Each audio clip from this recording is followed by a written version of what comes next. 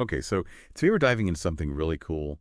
A story you guys shared with us about Mia and like her very first job ever at this cute little cafe place called Brew Haven, I think. And what we really want to do in this deep dive is like go past just telling the story again. Yeah. We really want to like pull out those little golden nuggets, those key lessons that we can all use, whether we're starting something totally new or facing, those first time hurdles or just learning the ropes in like any part of life, really. Yeah, definitely. I think what's so interesting about Mia's story, even though it's in like a cafe setting, is how it like mirrors those universal feelings. We all start somewhere, right? Yeah, And her experience gives us this relatable way to look at, our own learning and growing process. Like, how do we handle new things? What can we learn from her? for sure. Okay, so let's like set the scene a little bit. Mia's just finished high school. Super excited to get a taste of the working world before college, you know. Mm. And there it is, the help he wanted sign at Brew Haven. And the story does a great job of like painting this picture of what drew her in, like that amazing smell of coffee, Mm. fresh brewed mixing with like the warm pastries. It's so vivid. Ugh, I can practically smell it now. Right. And then there's her interview with Mrs. Dawson, the owner. Mia's totally honest about not having any experience, but her enthusiasm and that willingness to learn it just shines through. And it seems like Mrs. Dawson, even though she's got that like no nonsense kind of vibe, she sees that potential in Mia and decides to give her a shot right there on the spot. Hands her an apron. It's like a movie montage. That initial motivation is so key. Mia wasn't just looking for any job. It was something about Brewhaven specifically. That atmosphere, that sensory experience that really resonated with her. And that says a lot about how our passions often guide those first steps we take. And also Mrs. Dawson choosing to hire based on attitude more than just a resume. It speaks volumes about the importance of trainability and a positive outlook in someone new. Absolutely. But like we all know that first day excitement can quickly turn into, oh no, what have I gotten myself into? Oh, yeah, for sure. So Mia's first day, bright and early, Liam, the head barista, gives her this whirlwind tour, showing her how to tame the espresso machine, how to take orders, and that super important like serving with a smile thing. It must felt like a crash course. But Liam makes it look easy. Like a pro, right? Total pro. Until the morning rush hits and suddenly everything changes. Oh, yeah. This is like a classic pressure point in any new job. The training gives you the basics, but it's the real-time demands, the sheer volume, the pace that really show you the difference between knowing something in theory and actually doing it. It's when things get crazy that you really feel that learning curve. Yeah, and it wasn't long before the first, moment, a mixed up order. Someone wanted decaf and ended up with a double espresso. You can practically feel Mia's cheeks burning when the customer reacts. It's that moment when being new really hits home. Like, okay, this needs way more focus than I thought. That first mistake, even if it seems small, it can feel huge when you're starting out. It's like a public display of inexperience and can totally knock your confidence.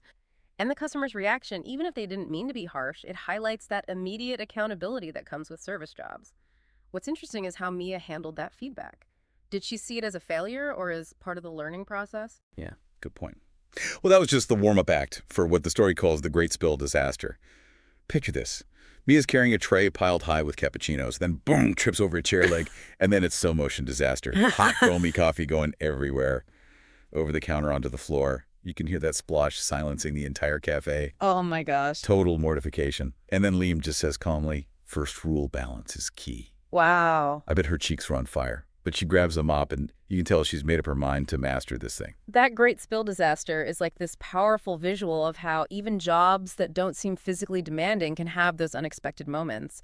And Liam's comment, balance is key, works on so many levels, right? It's about carrying trays, but it's also about keeping your cool under pressure. Yeah. And Mia jumping in to clean up, even though she's embarrassed, shows real professionalism, taking responsibility and fixing mistakes. It's huge. Totally. And from that point, we see a real change. Mia starts getting her groove. She's figuring out the physical stuff, moving around with those full trays, memorizing that crazy menu, even starting to nail that cappuccino foam swirl. You can tell she's getting more confident with every little win. This shows how skill building really works. Constant practice equals more skill and confidence. Every time you do something right, no matter how small, it reinforces those pathways in your brain, making it more automatic, less effort. Those small wins are so important for building momentum and getting past that initial awkward phase. Right. But the story makes it clear that keeping up during rush hour was still a big challenge. All that pressure, the orders piling up, customers getting impatient. It's like a universal pressure cooker in any fast-paced job. And then there's Mr. Gilbert, a regular who Mia forgets to put his order through, so he has to wait longer than usual. And even though his comment, "took your time, didn't you?" probably wasn't meant to be mean, it clearly gets to Mia and makes her even more determined to get faster. Time pressure adds a whole other layer of complexity to any job. It's not just about doing each task, right? It's about prioritizing multitasking and handling stress. Mr. Gilbert's comment, even if it was subtle, is direct feedback on how mistakes impact the customer. So it reinforces the need for speed and accuracy, especially for regulars who have expectations. Exactly. And this is where Mia's initiative really shines. She didn't just feel bad about it. She took action to get better. She started practicing at home, running through orders in her head, saying them out loud, even trying to move at the cafe's crazy pace. Her brother thought it was hilarious. But that dedication, that extra effort outside of work shows how much she wanted to succeed. Practice makes perfect became like her motto. That proactive learning makes a huge difference. Instead of just waiting to improve, Mia actively looked for ways to close the gap between her skills and what the job needed. That kind of self-directed learning, taking charge of your own development, it's what makes people excel in new situations. And then we get to what the story calls the turning point. It's a super stormy night, and in walks Mrs. Thompson, clearly having a rough day, soaked to the bone, hands shaking as she tries to pay for a cup of tea with this crumpled bill. And Mia picks up on her distress. This is where her empathy really stands out. This moment shows a shift from just focusing on the tasks to recognizing and responding to the human element. Mia seeing Mrs. Thompson's body language and connecting with her on a personal level. It shows she's developing emotional intelligence, which is so important when you work with people. Totally. Mia doesn't just go through the motions of making the tea. She makes it fast, adds extra honey on the house, and offers a few kind words with a genuine smile. That small act of kindness made a huge difference. Mrs. Thompson's, "You're an angel, dear," and Mrs. Dawson's little nod of approval say it all. It's like Mia realized that the real heart of the job wasn't just about taking orders, but about connecting with people. It shows how powerful empathy is in service interactions. By going beyond the basic transaction and showing real care, Mia created a positive experience for Mrs. Thompson. And Mrs. Dawson's approval shows that she values that human-centered approach. It's a reminder that even small gestures can have a huge impact. And that seems to be the turning point. Mia starts paying more attention to the regulars, remembering Mr. Gilbert's need for piping hot coffee, Jenna's caramel latte before exams, Mrs. Thompson's love of a cinnamon roll with her tea. She's building relationships, anticipating needs, creating a sense of community. It's going from just filling orders to understanding and catering to each person's needs and wants. That personal touch builds loyalty and turns a business into more than just a place to buy stuff. It becomes a familiar and welcoming space. She even starts getting into latte art with Liam's guidance, adding those cute heart shapes that everyone loves. People start not only recognizing her, but asking for her specifically. It's a far cry from the nervous newbie who sent those cappuccinos flying. Learning latte art shows Mia's going above and beyond, wanting to add a personal creative touch. And the positive customer reactions, those requests for her specifically, highlight the value of putting in that extra effort. It shows her growing skill and confidence. And the result of all that hard work and genuine care, Mrs. Dawson shows Mia the tip jar overflowing with extra tips specifically for her. And she said something about Mia making customers feel at home. Like that's the essence of a great cafe. You can imagine Mia's pride.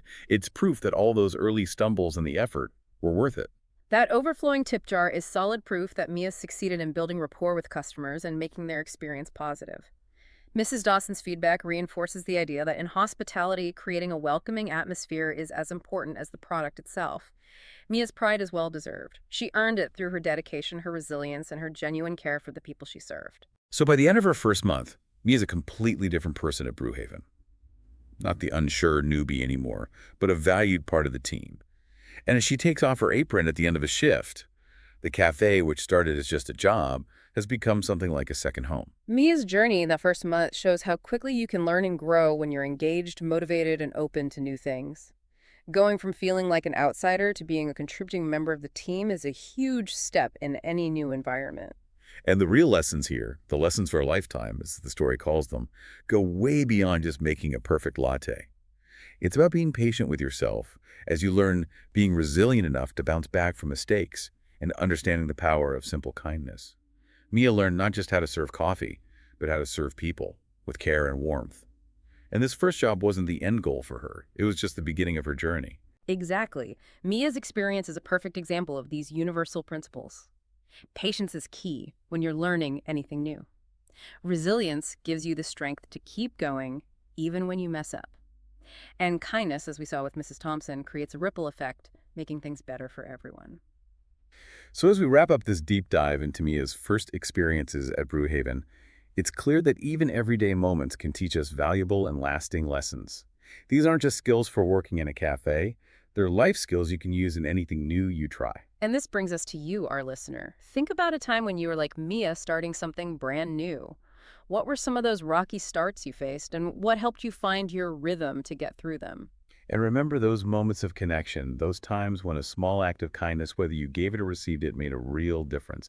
What are the lessons for a lifetime that you've carried with you from those early experiences? We encourage you to spend some time thinking about your own path. Thanks for joining us on this deep dive.